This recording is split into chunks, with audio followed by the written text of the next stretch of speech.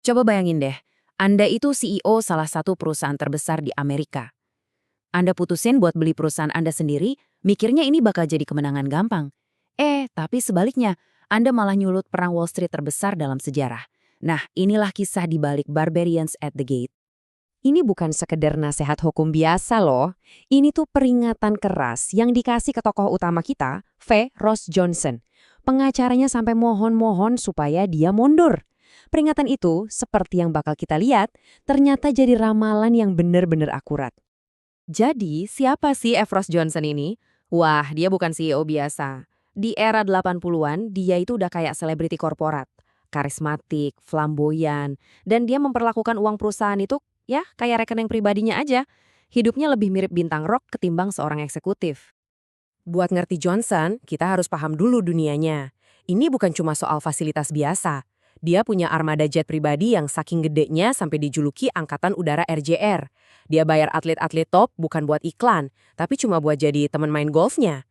Dan filosofinya, kalau beberapa juta dolar hilang, ya udahlah, biarin aja. Ini level pengeluaran yang gila banget, dan semuanya tentu aja dibayar oleh perusahaan. Tapi ada masalah gede di balik semua kemewahan ini. Sementara Johnson dan gengnya asik pesta pora, Wall Street justru cuek bebek. Buat para investor, RJJ Nabisco itu cuma perusahaan rokok tua yang ngebosenin dan harga sahamnya nggak gerak sama sekali. Nah, disinilah bom waktunya mulai berdetak. Gaya hidup super mewah di dalam, tapi di luar perusahaan kelihatan stagnan. Johnson tahu dia harus berbuat sesuatu. Terus apa solusi Johnson? Wah, idenya ini berani banget sekaligus egois banget. Dia punya rencana buat membebaskan perusahaan dari pengawasan Wall Street, dan ini bagian kuncinya, sekaligus bikin dirinya dan tim manajemennya kaya raya luar biasa. Idenya ini bernilai 17 miliar dolar. Idenya itu namanya leveraged buyout atau LBO. Gampangnya gini, ini tuh kayak beli rumah pakai KPR yang gede banget. Anda pinjam banyak duit buat beli perusahaan, dan aset perusahaan itu sendiri yang dijadiin jaminan utangnya. Tujuannya, nanti perusahaannya direstrukturisasi, utangnya dilunasin, dan akhirnya dijual lagi dengan keuntungan yang masif. Di pikiran Johnson, rencananya ini simpel banget. Dia bakal nawarin LBO ke dewan direksi, yang kebetulan isinya teman-teman dia semua. Mereka pasti setuju, perusahaan jadi milik pribadi, terus semua orang kaya raya, beres. Dia yakin banget bisa ngendaliin semuanya. Dia sama sekali nggak sadar apa yang bakal menimpanya. Tawaran awalnya 17 miliar dolar. Atau 75 dolar per lembar saham. Ingat ya, ini tahun 1988, angka segitu tuh gede banget. Johnson yakin tawaran ini cukup buat nutup kesepakatan dengan cepat dan diam-diam, tanpa menarik perhatian yang gak diinginkan. Dan disinilah kesalahan fatalnya. Dengan menawar perusahaannya sendiri, dia bukan lagi mengakhiri sebuah cerita. Dia justru baru aja membunyikan lonceng, ngasih pengumuman ke seluruh Wall Street. Hey, perusahaan raksasa ini lagi dijual loh. Dia pikir dia lagi bikin kesepakatan rahasia, padahal dia baru aja memulai perang terbuka. Dan undangan terbuka itu langsung dijawab oleh siapa? Oleh kekuatan paling tangguh di Wall Street saat itu, Henry Kravis dari firma LBO legendaris Kohlberg Kravis Roberts atau KKR. Para barbar sudah tiba di gerbang. KKR itu bukan sekedar pemain biasa.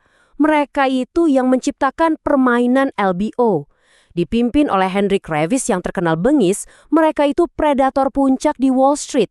Dengan dana miliaran dolar, mereka bisa beli hampir apapun yang mereka mau.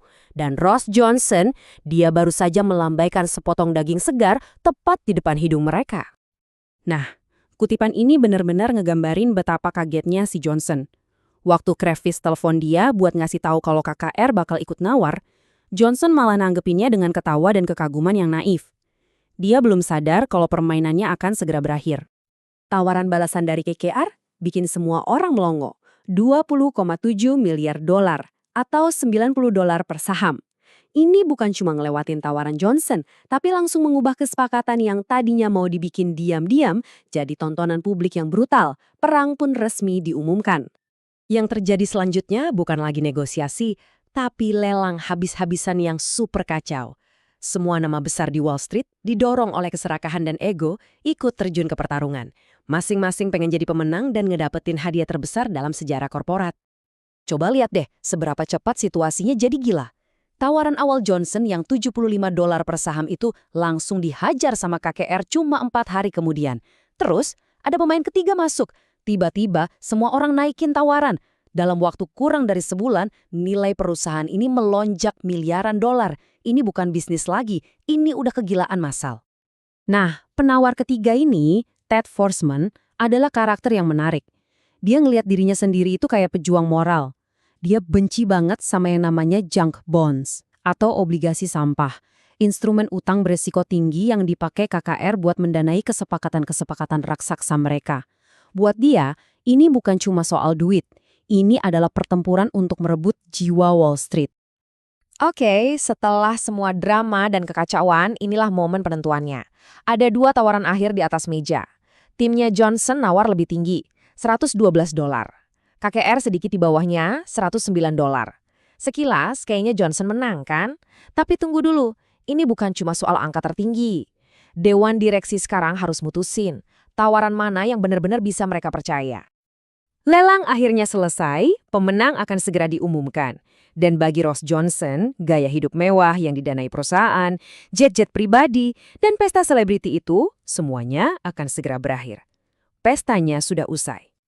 Dan inilah putusannya. Dewan direksi memilih tawaran KKR yang lebih rendah, $109 per saham. Loh, kok bisa? Karena mereka udah nggak percaya lagi sama Johnson. Mereka ngelihat tawarannya itu cuma janji kosong dari sekelompok manajemen yang serakah, sementara tawaran KKR didukung oleh reputasi dan rekam jejak yang solid.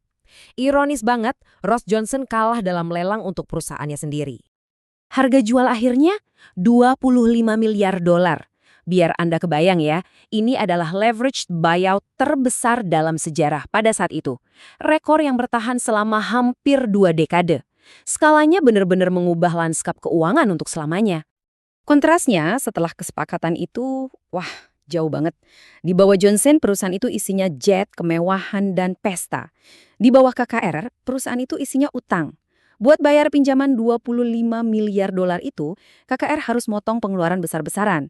7 dari 8 jet perusahaan dijual. Kantor pusat dipindahin. Dan ribuan orang kehilangan pekerjaan. Pestanya benar-benar sudah bubar. Waktu para wartawan ngerubungin Johnson setelah dia kalah dan nanya siapa yang menang, jawabannya singkat dan tepat sasaran. Para pemegang saham. Dan dia benar. Di tengah hiruk-pikuk perang penawaran itu, harga saham roket dan para investor untung besar. Ini semua ninggalin kita dengan satu pertanyaan besar. Sebenarnya, Ross Johnson itu penjahatnya, atau dia cuma produk dari sebuah sistem yang penuh dengan keserakahan? Kalau dia nggak pernah ada, apa Wall Street bakal menciptakan orang lain yang kayak dia? Dan mungkin pertanyaan yang lebih penting adalah, di dunia korporat saat ini, apakah pesta semacam itu benar-benar sudah berakhir?